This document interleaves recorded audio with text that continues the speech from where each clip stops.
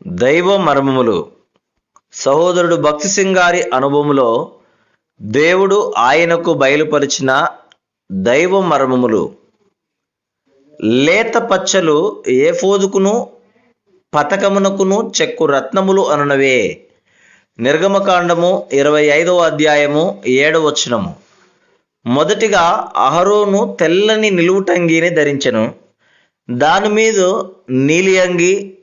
మూడవదిగా ఏఫోదును ధరించుకొనెను.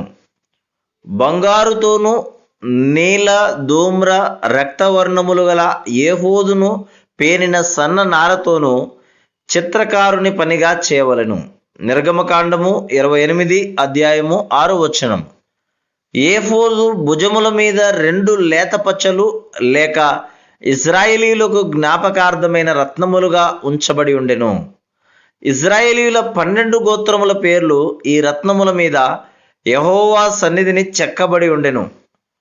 అహరోను తన 2 భుజముల మీద యెహోవా సన్నిధిని వారి పేర్లను భరించును అని నిర్గమకాండము 28:12లో చూస్తున్నాం. ఇది మన ప్రభువు మనలను ఆయన భుజముల మీద భరించుచున్నాడని తెలుపును. యేసుక్రీస్తు ప్రభువునే నీ భారములను మోయనిమ్ము, ఆయన మిమ్మును గురించి చింతించుచున్నాడు గనక మీ చింత యావత్తు ఆయన మీద వేయుడి. 1 పేతురు 5వ అధ్యాయము 7వ వచనం.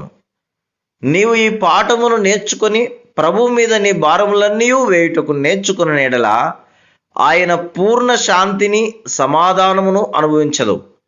ఏఫోదు మీద న్యాయ విధాన పథకము ఉండెను.